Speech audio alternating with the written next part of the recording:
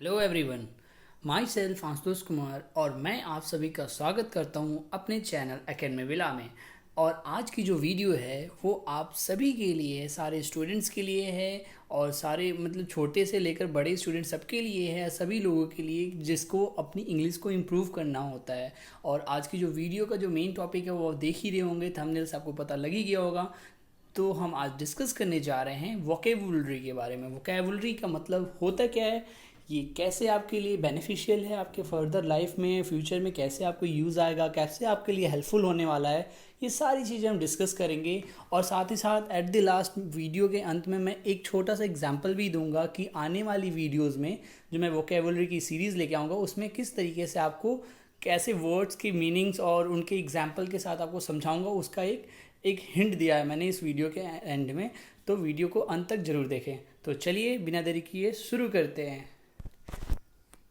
देखिए, जैसा कि इस स्क्रीन से आपको दिख रहा होगा कि यहाँ पे मैंने सबसे पहला जो लाइन लिखी है वो क्या लिखी है कि official language of Hindi India is Hindi. हमें सबको पता है कि हमारी ऑफिशियल लैंग्वेज इंडिया की जो है वो हिंदी है। और साथ ही साथ ये चीज़ भी आपको जाननी चाहिए कि जो एडिशनल ऑफिशियल लैंग्वेज है इंडिया की उसको इंग्लिश माना गया है ना। और एक और चीज़ है कि जो इंडिया की जो गवर्नमेंट है वो इंग्लिश लैंग्वेज को ही यूज़ करती है अधिकतर कामों में अपने वर्क के लिए, है ना।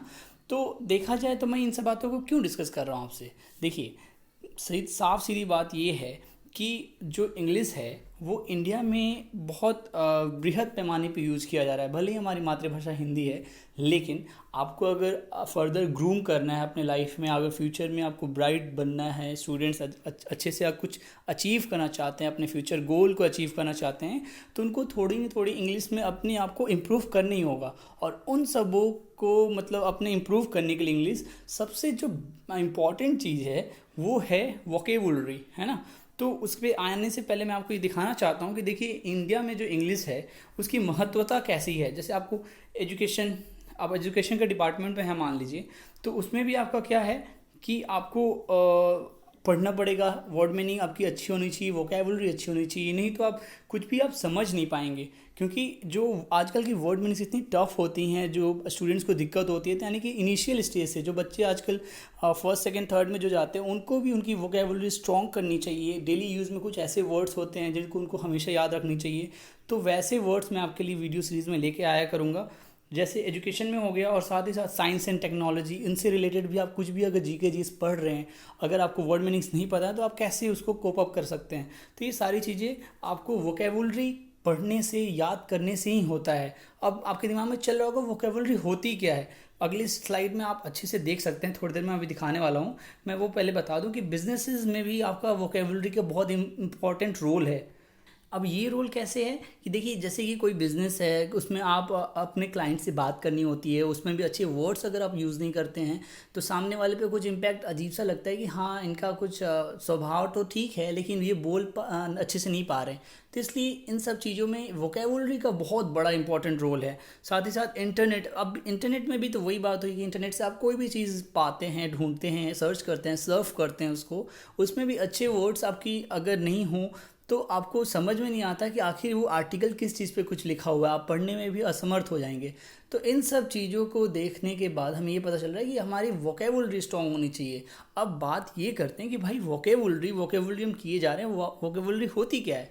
तो देखिए, वोकेबुलरी का जो मेन शब्दार्थ होता है उसका मतलब होता है शब्दावली, या फिर यूँ कहें शब्दकोश, या फिर शब्द भंडार, कुछ भी नाम दे सकते हैं।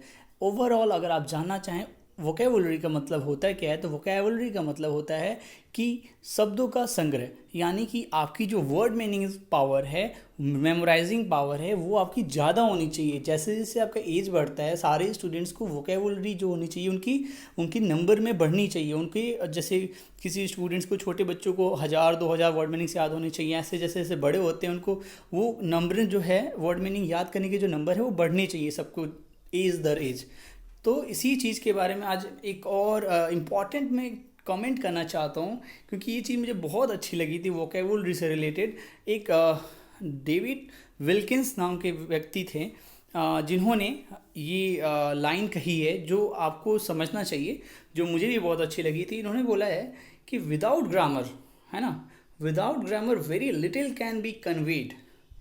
मतलब बिना ग्रामर यानी कि बिना इंग्लिश ग्रामर या फिर बिना व्याकरण के बहुत थोड़ी सी चीज़ समझाई जा सकती है। मतलब कुछ तो समझाया जा सकता है किसी को, बिना अगर व्याकरण आपको नहीं आता है फिर भी आप किसी को कुछ समझा सकते हैं इंग्लिश के बारे में। लेकिन without vocabulary nothing can be conveyed.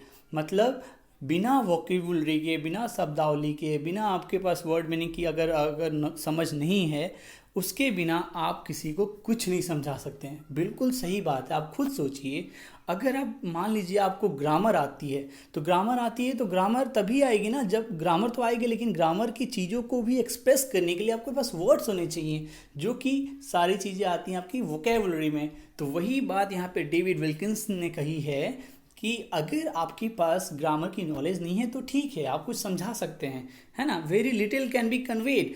लेकिन विदाउट वोकेबुलरी, अगर आपके पास वोकेबुलरी की समझ नहीं है, आपकी वोकेबुलरी स्ट्रांग नहीं है, तो आप भूल जाइए कि आप किसी को कुछ अच्छे से समझा पाएंगे। ठीक है, वही आपके पास थोड़े बहुत वर्ड मीनिंग्स होंगे, वही आपके दिमाग में घूम रहे होंगे, वही आप रिपीट कर कर किसी को समझाते हैं, तो बात अलग है। लेकिन अगर आपको अच्छी छाप छोड़नी है, अपने इंप्रेशन अच्छा देना है लोगों के सामने, तो आपको वोकेबुलरी अपनी स्ट्रांग करनी ही होगी। तो ये मुझे डेविड विल्किंस की बात बहुत अच्छी लगी थी। चलिए अब आगे देखते हैं कि वोकेबुलरी जो है आपके हर पहलू में, मतलब जीवन के हर एक पहलू में इम्पैक्ट करता है। तो वही मैंने लिखा है कि vocabulary in each aspects of our life, हमारी ज़िंदगी के हर एक पहलू से जुड़ा हुआ है। अब कैसे, एक एक करके जानते हैं। देखिए, पहली बात करेंगे, जो पहला पिक्चर है इसमें आप देख रहे हैं छोटा बच्चा इंग्लिश पढ़ रहा है। इन द सेंस कि मैं ये कहना चाह रहा हूँ कि एक बच्चा छोटा है और वो पढ़ाई अभी शुरू कर रहा है, तो उसी समय से हमें उन बच्चों को आदत डलवानी चाहिए कि वो अपनी वोकेबुलरी स्ट्रॉन्ग करे, अपनी वर्ड मीनिंग्स जो मेमोराइजिंग पावर है वो ज़्यादा से ज़्यादा बढ़ाए। इससे क्या होता है कि आगे चलकर उन्हें इतनी दिक्कतें नहीं आएंगी जितनी अभी किसी बड़े बच्चे को आ रही होगी जिसकी वोकेबुलरी स्ट्रॉन्ग नहीं है। तो इस तरीके से आप छोटे बच्चों को भी इंकरेज कर सकते हैं। अब बात करते हैं कि ये जो बीच वाला जो पिक्चर है इसमें दिखा रहा है come on let's speak English.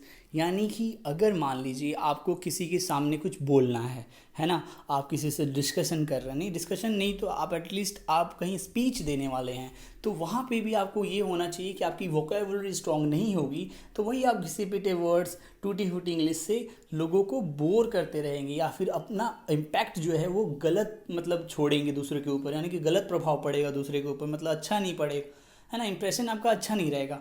तो ओवरऑल इसमें भी देखा जा रहा है कि आपको इंग्लिश बढ़ चढ़ के बोलना है, लेकिन बोलने के लिए आपकी वोकेबुलरी क्या होनी चाहिए, स्ट्रांग होनी चाहिए। सही है।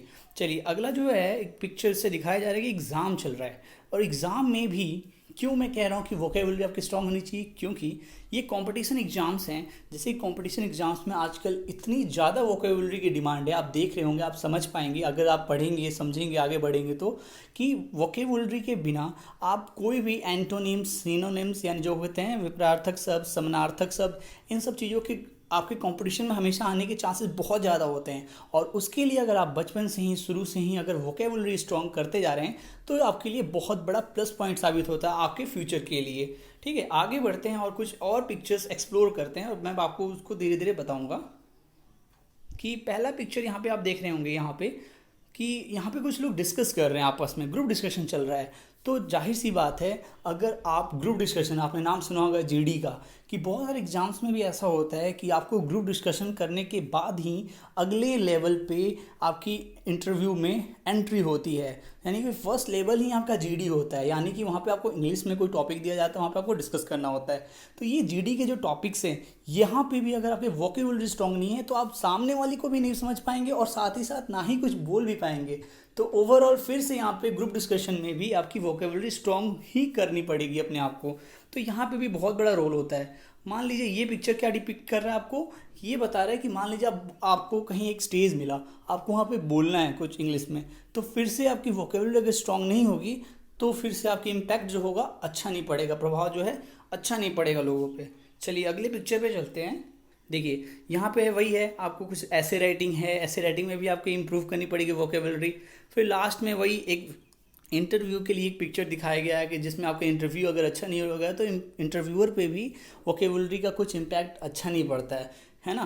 तो ऐसे करके मैं ये दिखाना चाह रहा हूँ कि हर एक पहलू में आपके वोकेबलरी अच्छी होनी चाहिए। चलिए अब यहाँ पे क्या बात किया गया कि you need to increase your vocabulary, यानी कि जो वोकेबलरी की जो आपका संग्रह है ना, शब्दावली का जो संग्रह है आपके जीवन में, वो हमेशा बढ़ते रहना चाहिए, वो कभी डाउन नहीं होना चाहिए। रोज़ नए नए वर्ड्स आपको ईजाद करने चाहिए, ढूंढने चाहिए। अगर नहीं पता उसके लिए एक्सप्लोर करें आप। तो यहाँ पे आप देख रहे होंगे कि नो नीड टू वरी, ठीक है, अगर वोकेबलरी नहीं याद है कोई बात नहीं है, उसके लिए कुछ सॉल्यूशन है। तो सॉल्यूशंस क्या हैं कि but for that we don't have to be in hurry, हमें जल्दबाजी में काम नहीं लेना चाहिए, है ना। कि वोकेबलरी नहीं याद है, ठीक है भाई, अगर नहीं याद है तो हम एक ही बार में तो रट नहीं सकते। हमें क्या है, स्लोली एंड स्टीडी, यानी कि धीरे धीरे इन सब चीज़ों को ग्रैब करना है, धीरे धीरे याद करते जाएंगे। रोज़ 2 3 4 वर्ड मीनिंग वोकेबलरी अपने वोकेबलरी बॉक्स में डालते जाइए और वोकेबलरी अपनी पावर स्ट्रॉन्ग करते जाइए, जो कि आगे चल कर आपके लिए हेल्पफुल ही होगी, ठीक है। अगर आप कंपटीशन के लेवल की तैयारी नहीं कर रहे हैं तो 2 3 डेली याद करना चाहिए। नहीं तो अगर आप कंपटीशन के लिए जा रहे हैं तो आपको तो बहुत हैवी वर्ड मीनिंग्स, अच्छे अच्छे वर्ड मीनिंग याद करनी पड़ेंगे, वोकेबलरी अपनी स्ट्रॉन्ग करनी ही होगी। चलिए आगे वही है कि make a habit of memorising new words daily, यानी कि रोज़ नए नए वर्ड्स, वही मैंने आपको बताया कि आपको याद करने चाहिए। फिर try to use those words in your daily activities. अब जब वो वर्ड यूज़ कर रहे हैं, याद कर रहे हैं, अब उनको आपको क्या करना चाहिए, डेली एक्टिविटी, यानी कि कुछ कर रहे हैं उसमें वो वर्ड यूज़ कर लेना चाहिए। तो उससे क्या होता है कि आपको रिपीट में रहेगा, आपके दिमाग में वो रिपीट करते रहेगा। इससे क्या होगा कि वो आप भूलेंगे नहीं उस वर्ड को, है ना। तो आपको डेली एक्टिविटीज़ में यूज़ करना चाहिए। और जाहिर सी बात है, एकेडमी विला आपके लिए ऐसी वीडियोस लेके आने वाला है। तो academy villa will help you for improving your vocabulary. आप हमसे टच में रहें और ऐसी वीडियोस आपके लिए आते रहेंगी।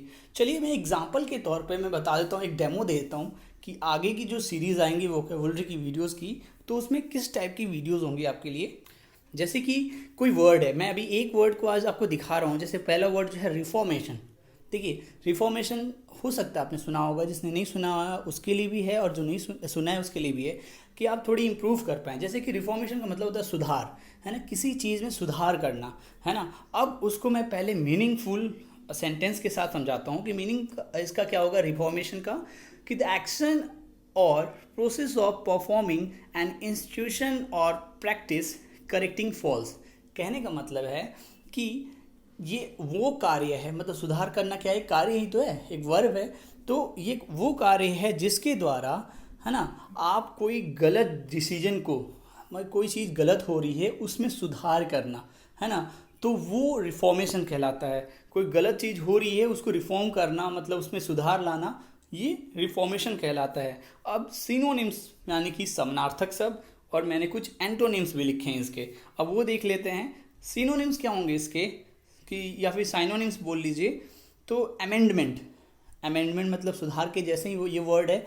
अमेंडमेंट लागू करना, कोई धारा लागू करना, तो ये भी एक तरीके से सुधार करने के लिए ही कोई नया लॉ आता है ना। और फिर इसके एग्जांपल में सिनोनिम्स में आप कह सकते हैं करेक्शन है, रिन्यूअल है, एक्सेट्रा, है तो ये सब वर्ड्स इसके सिनोनिम्स हैं। और एंटोनिम्स में ड्रॉप ऑफ, डैमेज, डिक्लाइन यानी कि पतन होना, ये सारी चीज़ें इसके जस्ट अपोजिट हैं। आप एक पिक्चर के बिहार पे भी देख पा रहे होंगे कि रिफॉर्मिंग बैड लॉज, यानी कि पुराने जो घिसे पिटे लॉज हैं उसमें जो खामियां थी उनको दूर करना क्या कहलाता है, रिफॉर्मेशन कहलाता है, ठीक है। अब मैं एग्जांपल के थ्रू आपको एक समझाऊंगा कि एग्जांपल में क्या है, कि as a part of reformation my company has installed latest technical machines. मतलब कि रिफॉर्मेशन के बिहाफ पे, मतलब रिफॉर्मेशन यानी सुधार लाने के लिए मेरी कंपनी में, मैं एग्जांपल बता रहा हूँ हिंदी में, कि अगर कंपनी में मुझे सुधार लाना है तो मेरी कंपनी ने कुछ लेटेस्ट टेक्निकल मशीन इंस्टॉल किए हैं। अगर वो नहीं करेगी तो कंपनी में सुधार कैसे आएगा, कैसे प्रोडक्टिविटी बढ़ेगी। तो ये एक एग्जांपल था आपके लिए कि रिफॉर्मेशन का एग्जांपल में आप कैसे तब्दील कर सकते हैं। तो इस तरीके से मैं आपके सारे जो वर्ड मीनिंग्स हैं, आपको रोज़ तो नहीं कह सकता, लेकिन हाँ डेली बेसिस में मैं कुछ दिन पे 2 दिन पे अल्टरनेट करके ऐसी वीडियोस मैं आपको अपलोड करते रहूँगा। तो प्लीज़ आप टच में रहें और ऐसी वीडियोस आपके लिए आते रहेंगे जिसमें आप वोकेबलरी अपनी स्ट्रॉन्ग कर सकते हैं। तो इसी के साथ हम विदा लेते हैं आपसे इस वीडियो के लिए साथ। तो thanks for being for this video, and अगली वीडियोस आपके लिए वोकेबलरी की ऐसी ही आते रहेंगी। तो keep updated for my videos, upcoming videos. तो आशा करता हूँ मैं आपको अच्छे से कुछ वोकेबलरी की इन्फॉर्मेशन अच्छी दे पाया हूँगा। तो इस वीडियो को ज़्यादा से ज़्यादा शेयर करें, सब्सक्राइब करें और इसके साथ वीडियो से विदा लेते हैं। Thank you so much.